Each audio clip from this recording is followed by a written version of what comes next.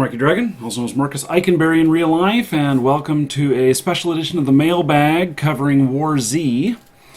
I've gotten several messages on WarZ, and one of the most common comments is, Marcus, why are you still covering that shit game? Well, you know what?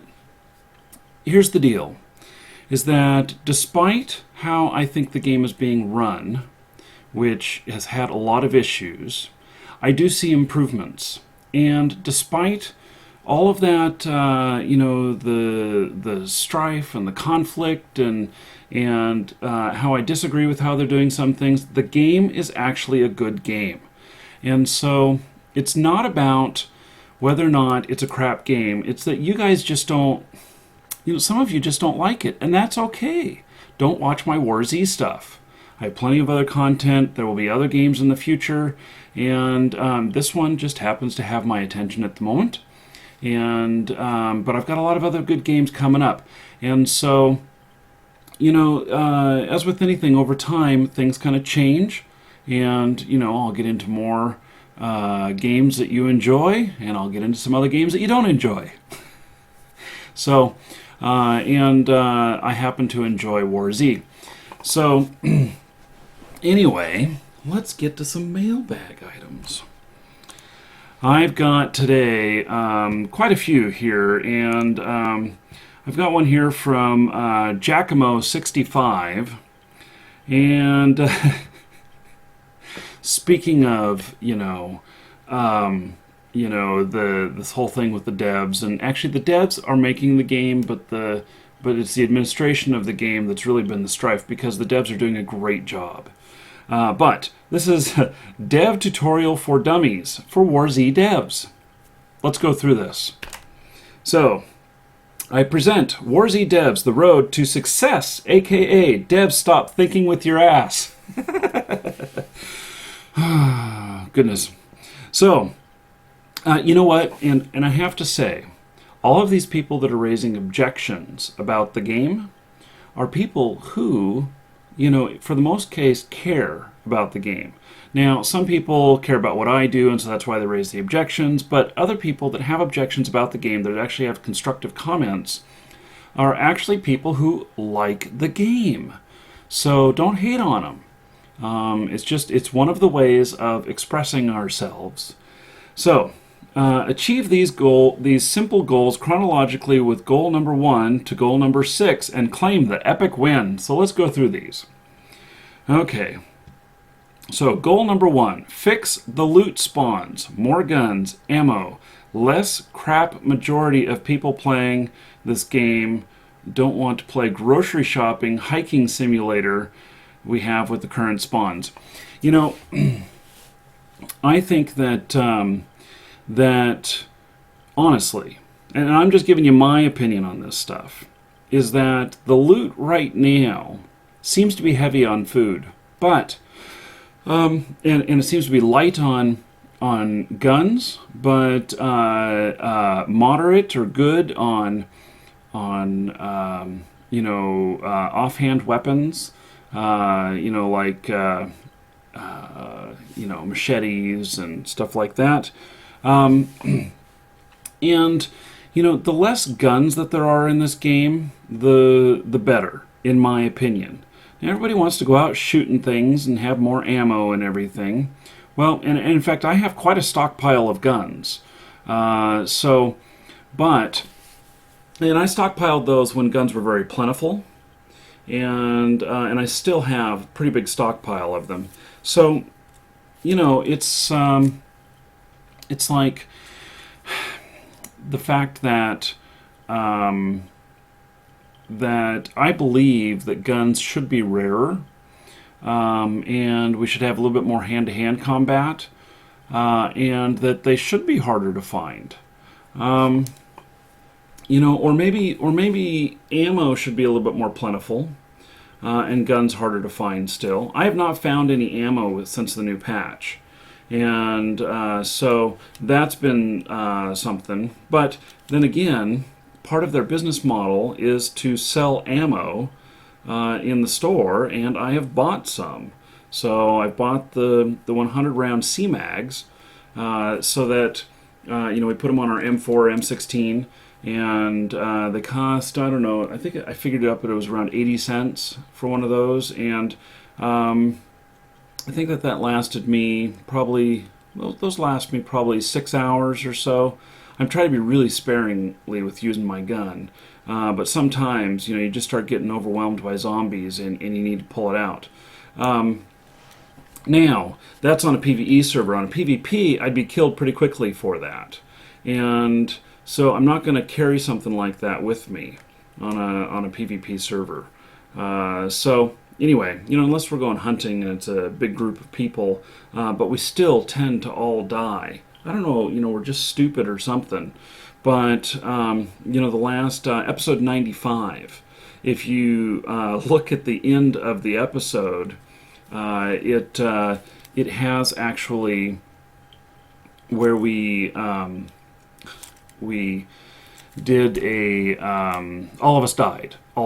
So it's and I think that it was to one person actually. We were worried about this other guy that was over there that we saw shooting at us, that was behind a fence when we kept dying, and the fact is I think that it was another guy on the other side of us that was shooting us, because after we killed the other guy and we were standing out there picking up everybody's dead stuff, stuff that they dropped when they were dead, we got killed by another guy out there. So I'm wondering if that was who was actually killing us.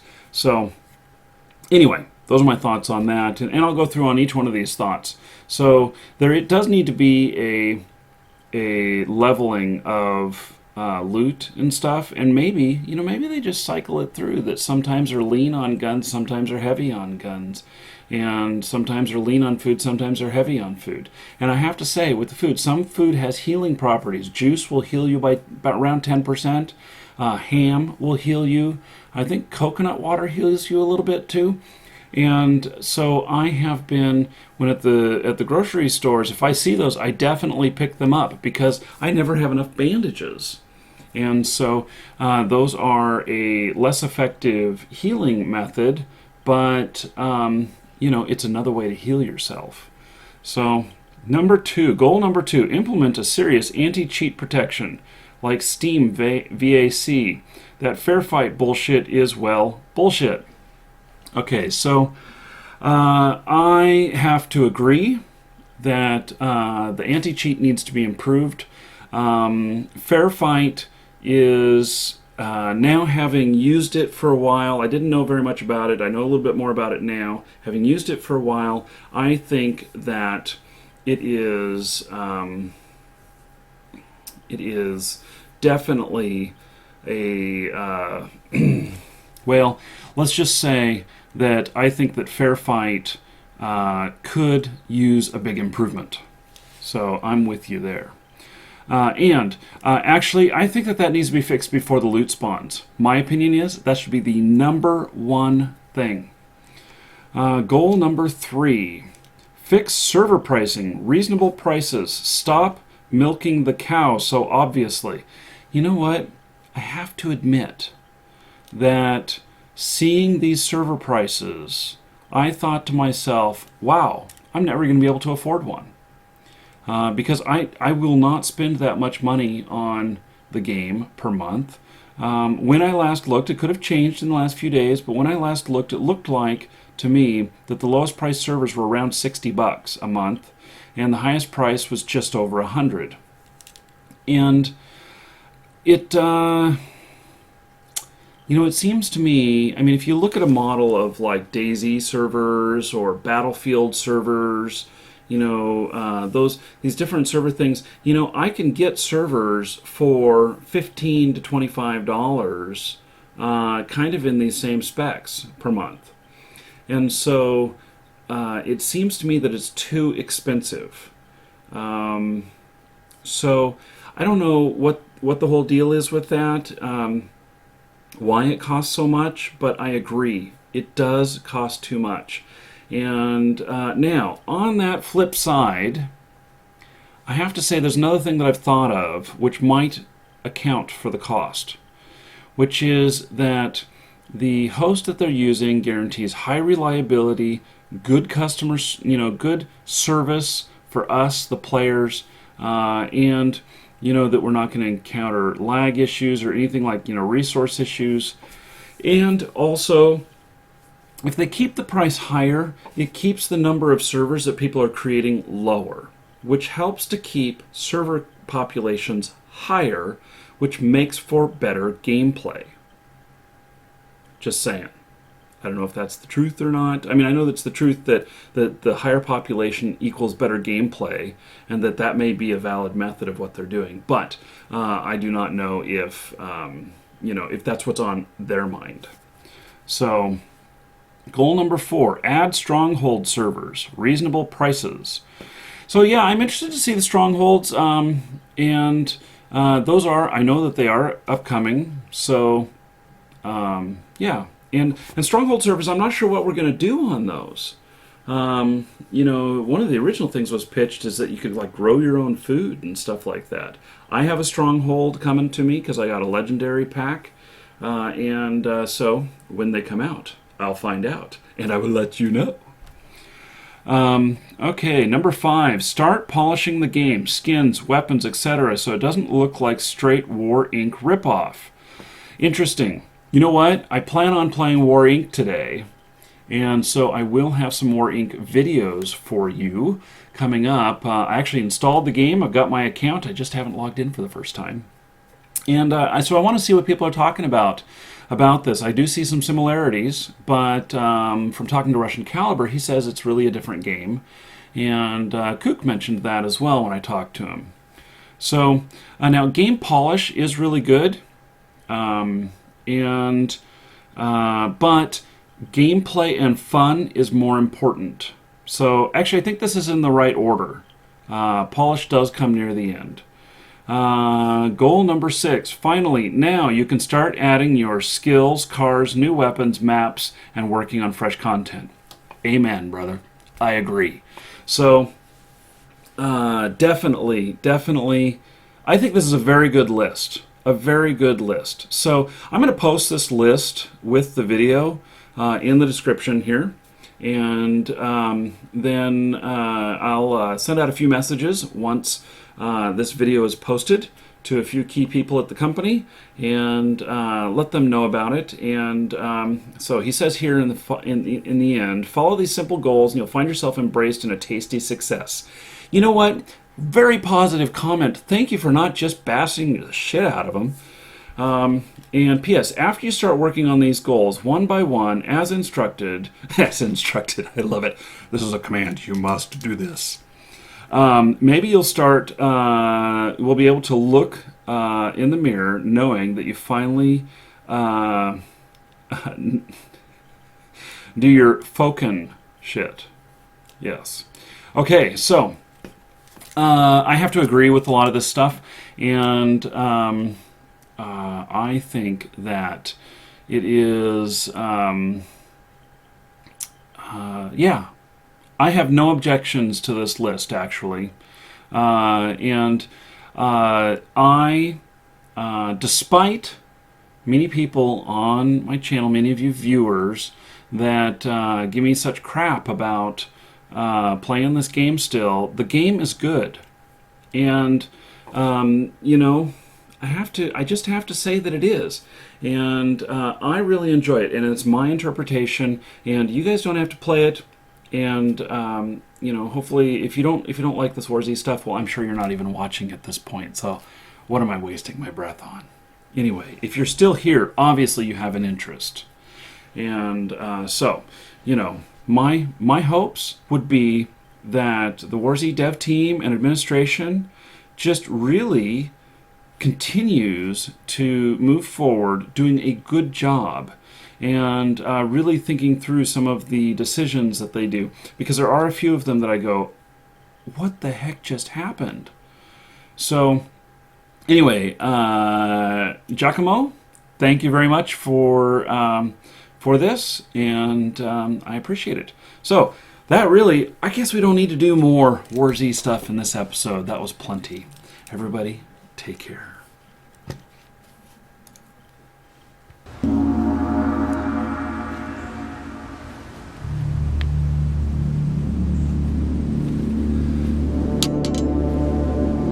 If you made it this far in the video, you may as well subscribe. That's what I want you to do. You obviously liked it well enough to watch it this far.